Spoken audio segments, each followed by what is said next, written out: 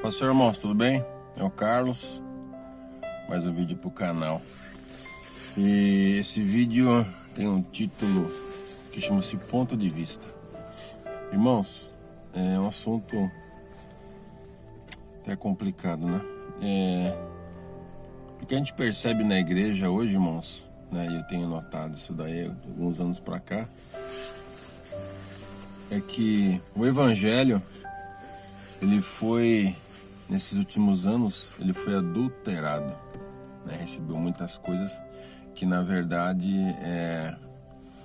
não tem a essência do evangelho, né? É muito socorrista, né? Palavras de socorro emergenciais ali, rápidos, transitórios, né?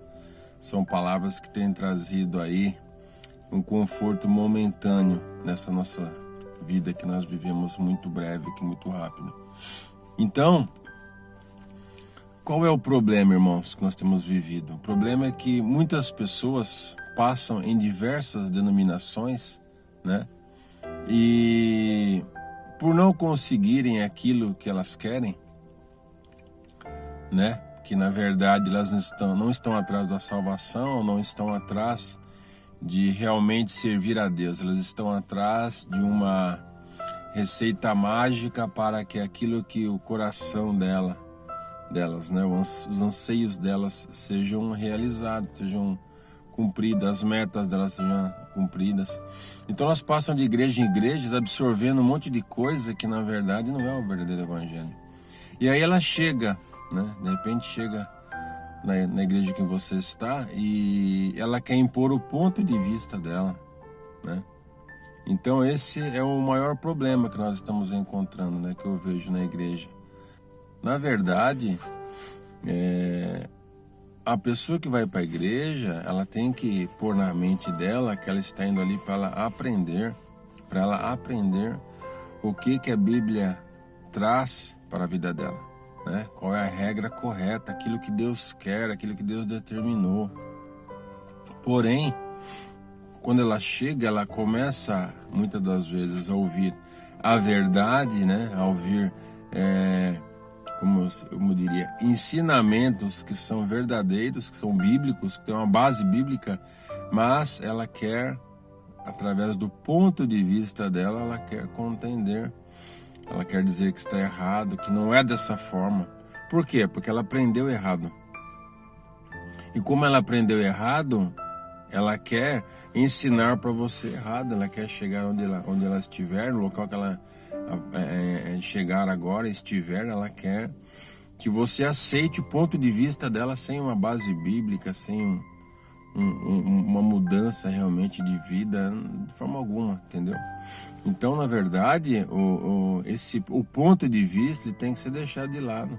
Então, olha que interessante, nós vemos ali que no Jardim do Éden, Deus chega para Adão e Eva e lhe diz: olha, vocês vão poder comer de qualquer árvore do jardim, menos da árvore do conhecimento. Olha que interessante, né? Isso é importante. Deus deu uma determinação para Adão e Eva. Aí Eva, através do seu ponto de vista, o que ela pensou ali, que a Bíblia relata, né? Que ela viu que era um fruto agradável aos olhos, bonito, desejável, né? Era um fruto que talvez na mente dela ia ter um sabor maravilhoso, extraordinário, e que daria conhecimento para ela. Olha o ponto de vista dela, né?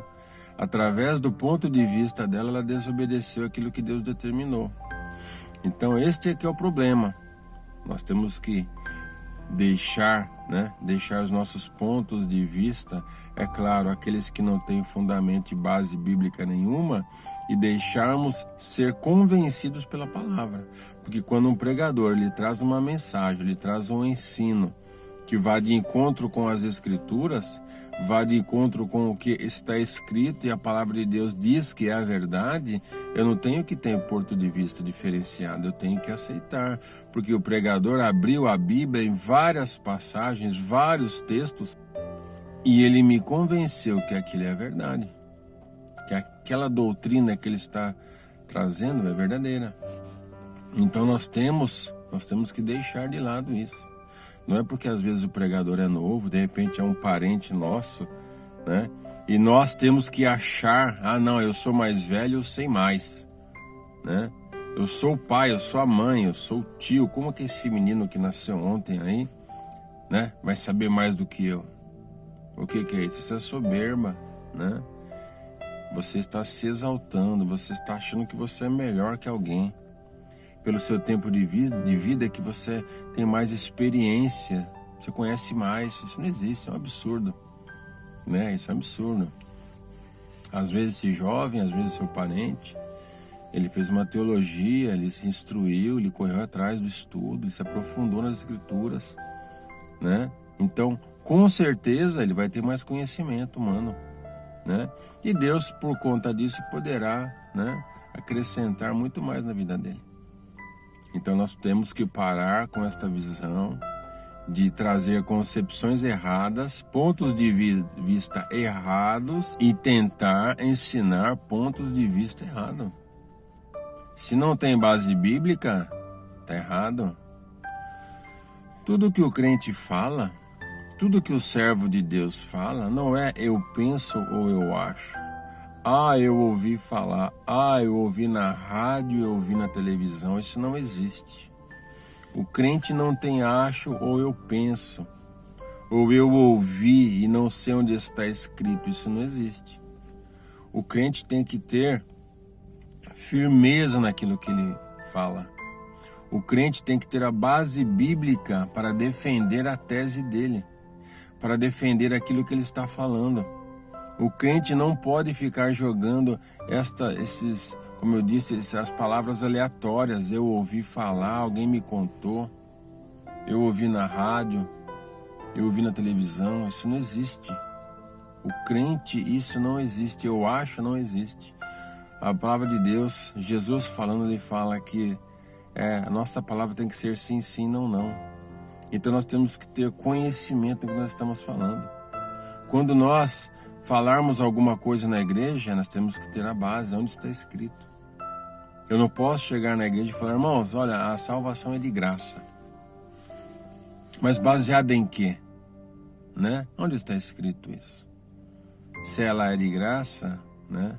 Onde está escrito? Nós sabemos hoje que realmente a salvação é de graça. Por quê? Porque está escrito. Tem textos bíblicos, não é só um versículo isolado, não foi só uma pessoa que falou isso, né? Não foi só uma pessoa que falou isso. Foram anos, homens de Deus ali, estudando a respeito para chegar nessa conclusão. É uma doutrina bíblica a salvação pela graça, né? Pela graça sois salvos. Isso não vem de vós, é dom de Deus.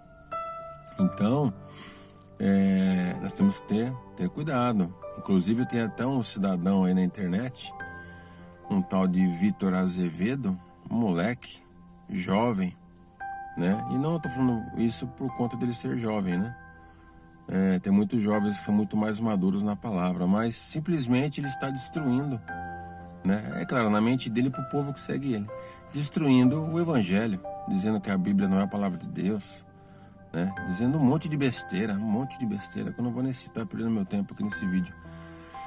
Mas é o que eu falei, anos de história, vários, né, mestres, né, fora Jesus, os apóstolos, os pais da igreja, né, os 21 concílios da igreja que foram, né, duraram, às vezes teve concílio que durou mais de 5, 6 anos para que fosse determinado alguns assuntos, algumas doutrinas da igreja, tipo a Trindade, né? Jesus era homem, 100% Deus, né? A salvação pela graça. Então foram anos e anos, séculos, né? De ali várias pessoas, milhares de pessoas se reuniam, servos de Deus, para poder debater aqueles assuntos. Agora um cidadãozinho que chegou ontem, esse Vitor Azevedo aí, simplesmente querendo destruir, né? Séculos de história, querendo destruir séculos, né? Como é que pode um negócio desse? 21 concílios e quer chegar do nada assim destruir. Um absurdo. Por quê? O ponto de vista dele. Então, irmãos, que nós tenhamos cuidado com o ponto de vista.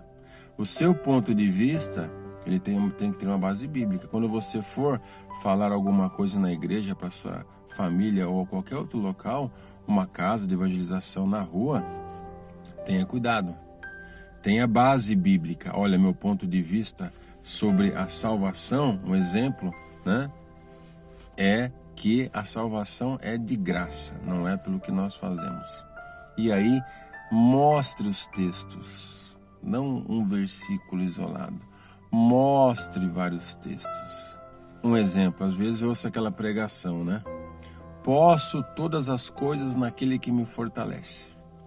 Aí, neste versículo, através deste versículo chave, que é o chamariz da mensagem, o pregador, ele leva a igreja a acreditar realmente que ela pode alcançar o que estiver na mente dela.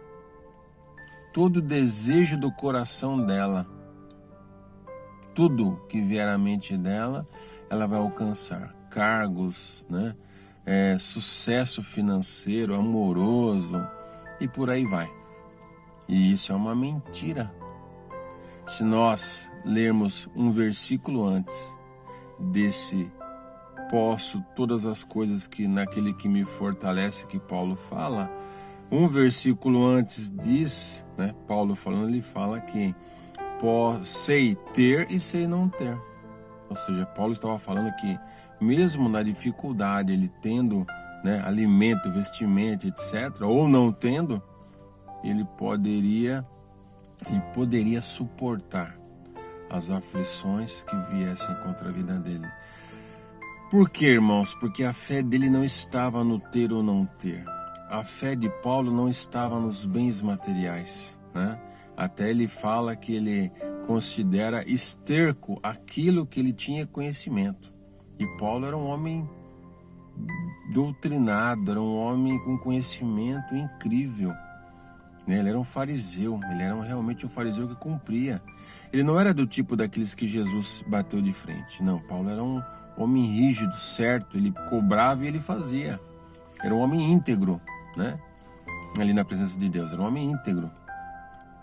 Então, ele, mesmo assim, ele falou que para ele tanto faz ter ou não ter, e esta é a fé, né? Esta é a fé. E esse é o ponto de vista desta palavra. Entendeu? Que na luta ou na bonança, nós não devemos parar, porque a nossa fé não está naquilo que nós temos ou naquilo que nós podemos ter, ou naquilo que nós achamos que Deus nos dará em bênçãos materiais, etc. Entendeu? Então que você fique com essa palavra, né? Que seu ponto de vista realmente ele esteja baseado. Tudo aquilo que você for falar, não fale eu penso, eu acho, eu já li, está escrito, mas você não sabe onde é que está, porque o crente não é assim. O crente, quando ele expõe o pensamento dele, ele tem vários textos e versículos para argumentar. É o que Paulo fazia nas sinagogas quando ele pregava, quando ele começou a pregar o evangelho. Ele entrava nas sinagogas e ele ficava ali lendo a palavra, ele e os anciões ali, para ver se aquilo que Paulo falava é verdade. Amém, irmãos? Entre no nosso site, temos vários estudos lá, familiaclemente.com.br. Eu tenho certeza que a sua vida vai ser edificada. Deus abençoe, tenha um bom dia, fiquem na paz do Senhor. Até a próxima.